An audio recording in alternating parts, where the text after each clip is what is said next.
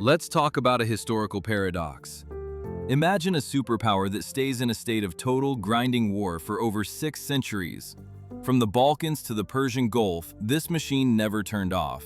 By every rule of modern economics, a nation like that should burn through its cash reserves and collapse within a generation. But the Ottoman Empire didn't just survive the financial strain, it thrived on it. It managed to do the one thing almost no other superpower has figured out: how to wage endless war without going broke. Welcome back to the Global Financial Historian. Put down the maps and forget the battle tactics for a second. Today, we're following the money. Because the secret weapon of the Ottoman Empire wasn't just its gunpowder, it was its accounting department. Here's the thing. We love to think empires fall because of some dramatic defeat on the battlefield, but that is rarely the truth. Empires die when their credit score tanks. Logistics, food, soldiers' pay, those are the real empire killers. The genius of the Ottoman system was that it completely flipped the script. While European kings were pawning their crown jewels just to pay mercenaries for a single summer campaign, the Sultans built a machine where the army wasn't a liability on the balance sheet. It was a revenue-generating asset.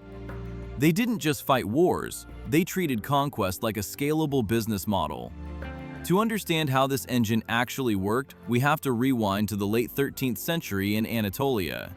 The Byzantine Empire is collapsing, leaving a massive power vacuum. Into this chaos steps Osman I. Now don't think of him just as a warlord. Think of him as a venture capitalist of violence.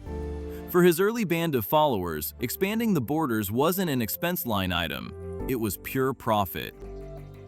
Every town they raided, every valley they seized provided immediate liquidity: livestock, captives, grain. From day one, the DNA of the state was predatory but financially brilliant. The war paid for the next war. Growth paid for growth.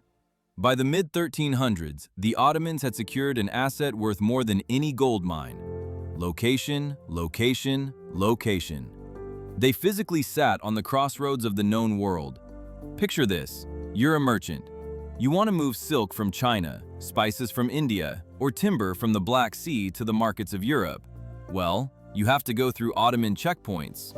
They turned the Bosphorus and the Dardanelles into the world's most lucrative toll booths. While Europe was starving for gold bullion, the Ottomans were essentially siphoning off a transaction fee on the global GDP of the Middle Ages.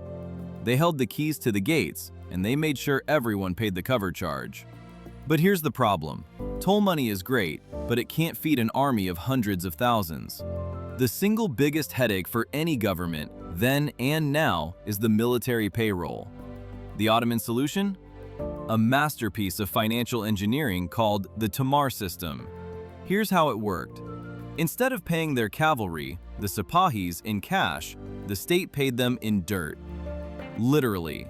A soldier was assigned a plot of land, a village or a farm. He got the legal right to collect taxes from that land directly. In exchange, he had to buy his own horse, his own armor, and show up to fight whenever the Sultan called. Think about the efficiency of that. The central treasury didn't have to send tax collectors out, haul bags of heavy coins back to the capital, count them, and then redistribute them to soldiers. They cut out the middleman entirely. The soldier became the tax collector. The army was essentially free to the central budget, maintained by a decentralized network of self-sustaining land grants. It was the ultimate gig economy for medieval warfare.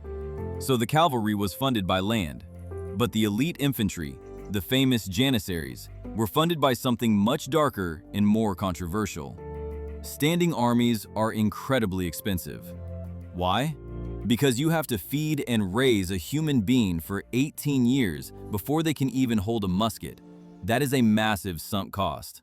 The Ottomans bypassed this through the Devshirme system.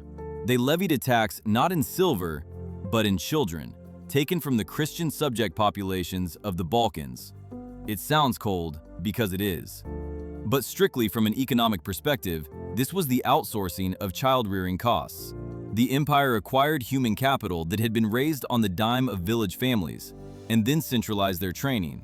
These young men became kapikulu, servants of the porte. No conflicting loyalties, no rich parents to please, no land to distract them. It was a professional fighting force that, in the early centuries, was cost-effective and fanatically loyal. They were the shock troops of the Sultan's fiscal dominance. This created a virtuous cycle, a flywheel effect. The Janissaries and Sipahis conquered new lands. New lands meant new Timars to support more Sipahis, and, of course, new taxpayers. But the state didn't just leave the economy to chance. They were control freaks in the best way possible. They established strict state monopolies on essential commodities: salt, copper, wax, and later on, coffee. The production and pricing of these goods were tightly controlled.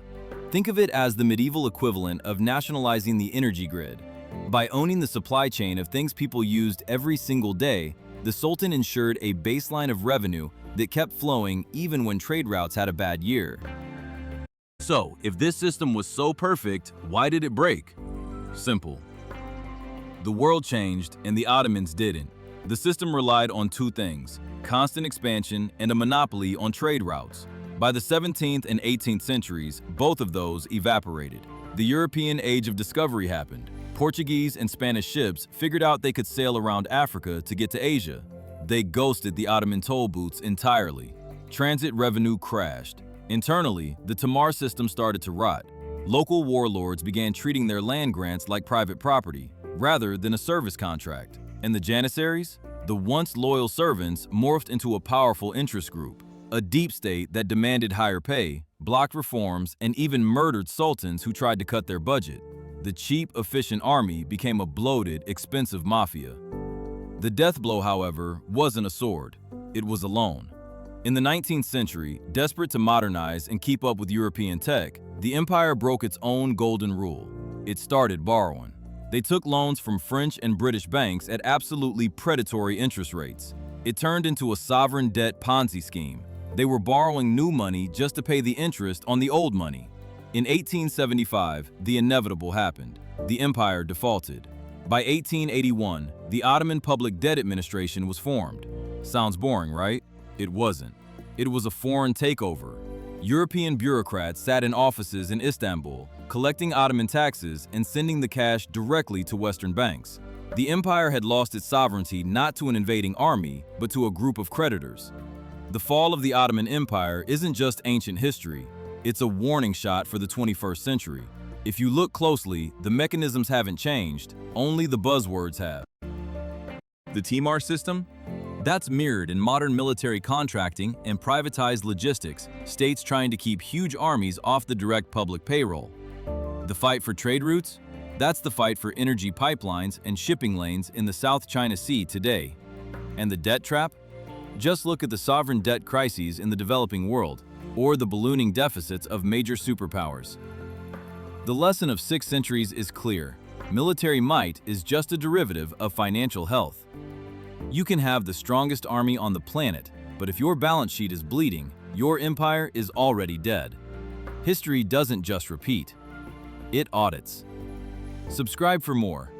This is the Global Financial Historian.